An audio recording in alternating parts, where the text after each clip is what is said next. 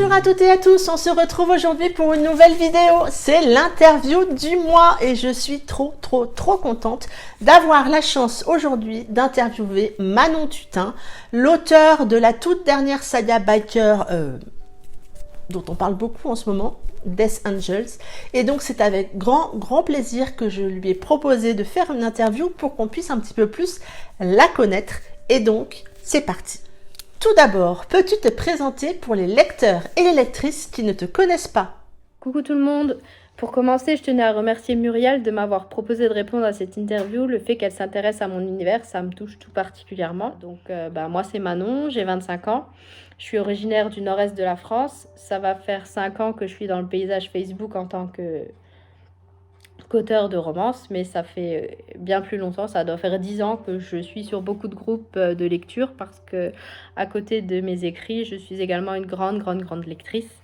Et en plus de ça, j'adore tout ce qui est séries et films et les animaux. J'ai même un chat maintenant. Tout bon écrivain qui se respecte avec quelques psychoses se doit d'avoir un chat et je remplis enfin cette qualité depuis 1 an. Peux-tu également nous dire comment t'es venue l'envie d'écrire? Depuis combien de temps tu écris? Est-ce que c'est ta seule activité professionnelle? Alors, en fait, aussi loin que je m'en souvienne, j'ai toujours écrit. Je voulais pas forcément faire mon métier, mais j'ai toujours écrit parce que j'avais le besoin d'extérioriser tout ce que j'avais dans la tête. Ça va faire 5 ans que je le fais de manière professionnelle, puisque j'écris et je publie des romans en auto-édition depuis 5 ans. Mais ce n'est pas ma seule activité. Ça l'était au début parce que j'ai quelques soucis de santé, donc c'est pas toujours facile de combiner douleur et travail. Mais ça fait 1 an aussi que je suis également traductrice freelance pour des auteurs anglaises et toujours de la romance parce qu'on ne se refait pas. Combien de temps par jour consacres-tu à l'écriture? Quel est finalement le meilleur moment pour toi pour écrire dans la journée? Donc en fait, comme je le disais, j'ai quelques soucis de santé, donc je peux pas me permettre d'écrire tous les jours. Déjà, ça, c'est pas possible. Du coup, en fait, je vais plutôt favoriser l'écriture à mon rythme, en fait, en favorisant les phases où j'ai une grosse inspiration et les phases où j'ai pas de douleur. Donc en gros, quand je me plonge dans l'écriture, je vais faire que ça. Je peux passer facilement 5 à 10 heures dans une journée à bosser sur mes livres quand je suis en plein dedans parce que je m'y plonge corps et âme et qu'il faut que, quand je suis en phase d'écriture, il faut que ça sorte. Pour moi, le meilleur moment, c'est le soir. J'ai une pièce d'écriture, en fait, et puis je m'y isole. Je prends mon ordinateur, je prends ma musique, je prends mes boissons et j'entre dans mon univers en fermant la porte, en fait. Je ferme la porte de ma pièce d'écriture, je rentre dans mon univers et il n'y a rien qui pourra m'en faire sortir jusqu'à ce que j'ai fini d'écrire. Dans tous les romans que tu as écrits, quel est ton préféré et pourquoi? Alors, mon roman préféré et celui qui me touche tout particulièrement, en fait, c'est In Loving Memory. C'est l'histoire de 2 hommes qui sont déjà en couple depuis un moment et en fait, leur quotidien va être chamboulé du jour au lendemain quand ils apprennent que l'un des 2 est atteint, d'un cancer en stade terminal. On pourrait croire que c'est une histoire triste et fatalement l'issue, elle est triste, mais c'est pas du tout ce que je voulais faire passer à travers ce roman. À travers ce roman, je voulais faire passer un message d'amour, un message d'espoir et je l'ai écrit à une période pas forcément facile de ma vie. Bien évidemment, j'ai pas du tout la même maladie que Tristan, on n'en est pas au même stade, mais c'est vrai qu'on partage certains points communs dans le sens où on partageait une douleur chronique en fait. Et on essaye forcément, on veut pas faire souffrir nos proches, on veut pas leur dire qu'on souffre, ça servira à rien de le dire tous les jours. Donc en fait, c'est ce que j'essaie de faire passer avec Tristan. Il est là, il profite de ses derniers instants avec Alec, il chérit vraiment chaque seconde de ce temps qu'on lui autorise à vivre. Il va se concentrer sur l'espoir, il va sourire de petits riens en fait. Genre, quand on. Ouais, le regain. Il a un regain d'énergie à un moment et en fait, il va juste passer une soirée pizza, télé, pizza avec ses meilleurs potes et avec son mec. Et en fait, c'est vraiment un des moments qui compte le plus pour lui. En fait, c'est à travers ce livre, en fait, je voulais vraiment faire passer le message que ouais, on peut avoir des merdes dans la vie, mais il faut vraiment s'accrocher à tout ce qu'il y a de bien, toutes ces petites choses qui font notre quotidien. Donc voilà, In Loving Memory, c'est vraiment le roman où je vais plus exorciser mes démons, que j'avais besoin de l'écrire. Peux-tu nous parler plus précisément de ta dernière sortie, le tome 1 des Death Angel qui s'intitule Hunter? Donc pour ceux qui ont lu le tome 0,5, vous savez que Hunter, c'est le fils de Johnny Striker, le fondateur des Death Angel. Johnny, il a fondé le MC en fait pour un besoin de vengeance. Et le tome 1, il commence vraiment au moment où il faut mettre fin à cette guerre qu'il y a entre le MC et le cartel qui s'en est pris à Johnny. Donc en fait, le début du tome 1, il place Hunter vraiment à la croisée des chemins. Il sait qu'il va être président, il sait que son père, après cette dernière action contre le cartel, il va lui céder la présidence, il va lui céder son club. Et en fait, Hunter, il est heureux parce que c'est tout ce qu'il a toujours connu. Il a été élevé dans ce monde depuis qu'il est tout petit. Il est au courant pour tout ce qui est illégal dans le club, que ce soit le transport d'armes, le transport de drogue, que ce soit les meurtres. Il est au courant de tout. Son père ne l'a pas épargné. Il l'a vraiment formaté pour devenir le président du club après sa retraite. Et du coup, Hunter, il arrive avec ses grandes idées. Et il sait qu'il va être président, sauf que c'est pas aussi simple que ça pour lui, parce que l'une des règles que les membres fondateurs ont établies au début, c'est que l'homosexualité au sein du club est passible de la peine capitale. Fort heureusement, Hunter, depuis qu'il est gamin, il a compris que il n'est pas intéressé par les nanas, il est intéressé par les mecs. Sauf que jusqu'à présent, ça lui allait, parce qu'au final, il a connu que le club, donc il a décidé de mettre ses pulsions de côté pour vraiment s'investir à fond dans son club, envers ses frères, vraiment tout ce qui compte pour lui. Sauf que malheureusement, il va plus pouvoir se contenir très longtemps parce que le destin va mettre sur sa route un mec comme il en a jamais vu avant, un mec pour qui il va ressentir un désir qu'il a jamais ressenti, et en fait il aura énormément de mal à se contenir. Et en fait ce tome 1, il va être très important pour Hunter parce que ça va être le paradoxe entre son choix de devenir président et le fait de qu'il va tomber amoureux d'un mec que toute sa vie il s'est donné corps et âme pour ce club, et qu'au final le club c'est pas tout. Et du coup, en fait, va vraiment y avoir un paradoxe entre est-ce qu'il faut que je fasse tout pour le club ou est-ce que je dois risquer ma vie pour enfin être qui je suis. C'est à peu près l'idée de l'histoire. Je tiens aussi à préciser que même si c'est une romance, c'est aussi une romance de biker, donc forcément, il n'y a pas que le couple de l'histoire qui va être mis en avant, il y a vraiment le MC. La guerre, les armes, vraiment, j'ai fait vraiment un équilibre entre tout ce qui est biker et tout ce qui est romance, et j'espère de tout cœur que ça vous plaira. Où puisses-tu ton inspiration pour tes histoires et tes personnages? En fait, l'inspiration, je la trouve un peu partout. C'est simple, il y a rien peut m'inspirer. Par exemple, pour Ivy, j'étais en train d'écouter une chanson de Britney Spears. Honte à moi, je sais. Je suis plus à écouter du rock en temps normal, mais bon, on a tous nos petits travers. Donc, par exemple, pour Ivy, j'écoutais My Prerogative de Britney Spears et il s'est imposé à moi. Pour La Lune du Loup, Dieu seul sait pourquoi, un matin, je me suis réveillée, j'avais l'idée en tête. J'ai dû la rêver ou je ne sais pas, mais quoi qu'il en soit, le matin, je me suis réveillée et j'ai écrit les grandes lignes de l'histoire, en fait. Pour Heartbeat, c'est les paroles d'une chanson de soprano, coup de cœur, qui m'ont donné inspiration. Pour mes bikers, c'est tout simple. On va pas dire que je m'en suis inspirée, mais c'est toutes ces histoires de bikers que j'ai lues, tous ces films que j'ai regardés, toutes ces séries qui nous inondent à la télé de cet univers. Et en fait, j'ai couplé tout ça à mon imagination et Hunter, il a vu le jour, quoi. C'est aussi simple que ça. As-tu encore le temps de lire? Quelle lectrice es-tu? Quel est ton genre de prédilection? Alors oui, j'ai le temps de lire parce que bah, forcément, les jours où j'ai mal, je vais pas écrire, donc je vais me concentrer sur la lecture. Et je suis une lectrice avide de découvrir de nouveaux univers, même si mes genres de prédilection, ça reste la romance, qu'elle soit gay, hétéro, peu importe. Je suis amoureuse de la romance et des histoires d'amour. Et à côté de ça, j'aime beaucoup tout ce qui est thriller et épouvante. Les zombies, en fait, ouais.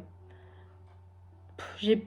Donc on va dire que mon genre de prédilection, ça reste la romance, mais qu'en fait, je peux lire de tout. À partir du moment où le résumé m'inspire, je vais aller dans tous les genres. Peux-tu me décrire ton espace de travail quand tu écris? Donc, comme je le disais, j'ai une pièce à la cave qui est entièrement dédiée et aménagée pour mon écriture. Il y a mes bibliothèques qui entourent la pièce. J'ai un placard rempli de mes bouquins. À côté de ça, j'ai décidé de décorer à mon idée. Donc on retrouve des petites statuettes Disney, on retrouve des peluches Olaf, on retrouve Stitch. Et bien évidemment, il y a mon univers Harry Potter partout, il y a mes baguettes accrochées, il y a mes petites statuettes, mes peluches. C'est vraiment un univers où je me sens moi. Et du coup, mon espace de travail, il est dans cette pièce, composé de mon univers. J'ai mon ordinateur sur mon bureau. À côté de moi, il y a mes stylos, mes carnets. De l'autre côté, il y a mes bonbons, mon coca. C'est pas forcément diététique, mais j'en ai besoin pour écrire. Et il y a mon chien souvent à mes pieds. C'est mon assistant principal depuis que j'écris, mon chien. Maintenant, j'ai le chat. Bon, lui, c'est moins un assistant parce qu'il se met à courir sur le clavier et c'est pas évident. Mais ouais, mon espace de travail, c'est mon ordi, mon carnet, mon chien. Quand tu écris, écoutes-tu de la musique et si oui, laquelle? Alors, ça dépend. J'aime beaucoup écrire en musique, c'est vrai, mais quand le moment que je dois écrire est trop important émotionnellement parlant ou qu'il impacte grandement sur l'histoire, je vais couper toute la musique. Et du coup, quand j'écoute de la musique, c'est des musiques pas forcément avec des paroles, parce que j'ai un gros cerveau malade mental qui, dès qu'il entend des paroles, me force à chanter. Donc c'est pas l'idéal pour moi quand j'écris. Du coup, je me concentre plus sur des bandes originales de films. J'aime beaucoup écrire avec la bande son du Seigneur des Anneaux. C'est impressionnant à quel point j'adore écrire avec cette musique. Quelles sont tes prochaines sorties? As-tu un nouveau projet en cours? Est-ce que tu peux nous en dire un petit peu plus? Donc en 2020, je vais essentiellement me concentrer sur deux de mes séries. Donc les bikers, forcément. Mes petits Death Angel, ils commencent juste à faire parler d'eux, donc on va pas les abandonner en cours de route. Cette année, j'aimerais, en plus d'Hunter, sortir éventuellement le tome de Cullen, le vice-président du club. Ce sera un tome MF, un de mes premiers tomes MF que je vais écrire, qui abordera des thèmes, toujours les thèmes de la romance de biker, mais en même temps, je vais aborder le handicap pour la première fois dans mes romans. Donc c'est quelque chose que j'avais vraiment envie de faire et qui, j'espère, vous plaira. À côté de ça, je vais également essayer de sortir le tome 1,5 et le tome 2 des loups, parce que cette série, elle me tient à cœur et j'ai envie de la mener loin. Le tome 2 des loups, c'est sur le second de l'alpha. Et en fait, on va apprendre encore beaucoup plus de choses sur leurs esprits guides. On va comprendre pourquoi certains des personnages ont fait les choix qu'ils ont faits. On va forcément plonger un peu plus dans cette guerre entre les cow-boys et les Indiens, hein. C'est l'époque. Et on va parler aussi de paternité dans ce tome, parce que finalement, un des personnages va rencontrer un petit louveteau. Et il va mettre sa meute de côté pour s'occuper de ce petit louveteau. Ce petit louveteau qui aura un rôle hyper important à venir dans les histoires. Donc il va réussir à... C'est un petit spoil, tout petit mignon, mais ce personnage est important parce qu'il va réussir à unifier quelque chose qui ne l'était pas jusqu'à maintenant. Bref, enfin, vous le découvrirez bien assez tôt. Et en parallèle des bikers et des loups, j'aimerais terminer le 3e intégral d'Ivy, en fait, parce que c'est mon personnage phare, c'est mon bébé, c'est mon chouchou, et il va encore passer une étape dans sa vie. Dans le tome 1, c'était une diva, sans foi ni loi, vous le savez, il était Il était impayable, il était intarissable, c'était une tête à claque. Dans le deuxième intégral, il a déjà changé, il a évolué, il est en couple, il a grandi, il est devenu mature, il s'est ouvert aux autres, il pensait plus uniquement à lui. Et en fait, dans le tome 3, c'est un autre stade encore de sa vie. Après le mariage, après la vie de couple, il va se mettre encore une fois de côté parce que il va faire le sacrifice ultime, entre guillemets. Il va se mettre de côté pour vraiment faire plaisir à Scotty et lui offrir la seule chose qu'il a jamais désirée. Donc voilà, mes projets. Les bikers, les loups et Ivy. As-tu des projets de salon ou de festival prochainement? Alors en fait, oui, effectivement, cette année, je vais essayer de faire un peu plus de salons que les autres années pour faire une année test, entre guillemets. Je vais déjà... J'ai un salon prévu en février près de Champigny. Je vais faire le salon du livre comme chaque année, mais je le fais en tant que visiteuse. Donc si jamais vous avez envie de venir me parler, ce serait avec joie.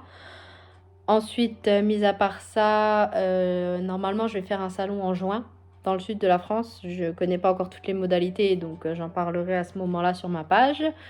À côté de ça, je vais faire un salon à Niort, la première fois. Et sinon, vous me retrouverez à Mons, comme chaque année, et peut-être à la Icon, on ne sait pas. On passe maintenant au portrait chinois. Si tu étais un animal, tu serais? Je pense que je serais un cheval, parce que j'adore les grands espaces, j'aime la nature, et puis c'est paisible un cheval. C'est un animal intelligent qui réfléchit, qui fonce pas tête baissée. Enfin, j'aime beaucoup les chevaux, donc je me verrais bien en étant un cheval. Si tu étais une chanson, tu serais? Je pense que je serais The Sound of Silence. Les paroles de cette chanson, elles m'ont toujours énormément touchée. J'adore que ce soit l'original ou les reprises. Cette chanson, elle parle à mon cœur, c'est impressionnant. Si tu étais un roman, tu serais? Je pense que ça surprendra personne si je dis Harry Potter de J.K. Rowling, parce que j'avais à peine 7 ans quand j'ai lu le premier tome. Je suis tombée dedans, mais sans espoir de retour. Je suis toujours pas sortie de Poudlard, vraiment pas. Donc vraiment, si j'étais un roman, je pense que je serais Harry Potter. Et si un jour j'arrive à écrire quelque chose de moitié aussi bien qu'elle, ça serait vraiment un miracle.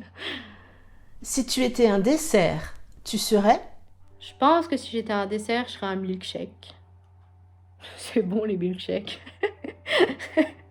C'est mon dessert préféré. Si tu étais une boisson, tu serais? Le Coca-Cola. C'est une très très mauvaise habitude, mais le Coca-Cola, c'est presque une drogue pour moi. Si on pouvait me le mettre en intraveineuse pendant que j'écrivais, ce serait franchement très top. Donc c'est pas très diététique, c'est pas la meilleure des réponses, mais ouais, le Coca. Si tu étais un mot, tu serais? Espoir peut-être. Parce que ouais, j'aime pas me laisser abattre. Peu importe ce qui m'arrive, j'ai toujours une note d'espoir, j'ai toujours envie qu'il y ait la lumière au bout du tunnel. Et je sais que sans espoir, on n'arrive à rien. Si tu étais un signe de ponctuation, tu serais?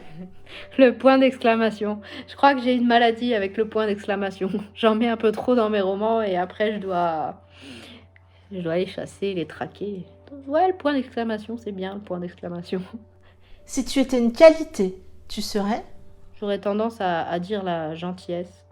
Parce que j'aime pas faire des histoires pour faire des histoires. Je suis vraiment à l'écoute de mon entourage en fait. Et si je peux les aider, c'est avec joie que je les aide. Donc ouais, peut-être la gentillesse. C'est pas facile comme question, mais on va dire la gentillesse. Si tu étais un genre littéraire, tu serais? Alors, la romance, tout bêtement. Parce que la romance, c'est ce qui nous fait rêver, c'est ce qui nous fait avancer. C'est l'amour, ça fait tourner le monde. Pour finir, veux-tu dire quelques mots à tes lecteurs et tes lectrices? Oui, je voulais vous dire merci. Merci à tous de me suivre depuis mes débuts, d'être de plus en plus nombreux à me suivre, de manifester votre joie, votre enthousiasme sur les réseaux sociaux, de commenter mes livres sur Amazon, sur Booknote, de parler d'eux, de parler de mes personnages presque comme s'ils étaient vivants. Franchement, sans vous, sans nos lecteurs, on serait rien. Vous nous portez, vous nous donnez envie d'aller plus loin, de nous surpasser. Donc merci. Merci à tous énormément. C'en est tout pour cette interview. Merci énormément Manon d'avoir accepté d'être mon invitée de ce mois de février. Ça a été vraiment un plaisir pour moi de découvrir tes réponses et de faire un petit peu plus connaissance de toi, de ton univers, de tout. J'espère que cette vidéo interview vous aura plu. Dites-moi tout en commentaire. Dites-moi aussi si vous avez d'autres questions pour Manon. Je me ferai un plaisir de lui transmettre vos questions. En attendant, je vous souhaite un très bon week-end rempli de lectures et je vous dis à très bientôt pour une prochaine vidéo. Bye bye!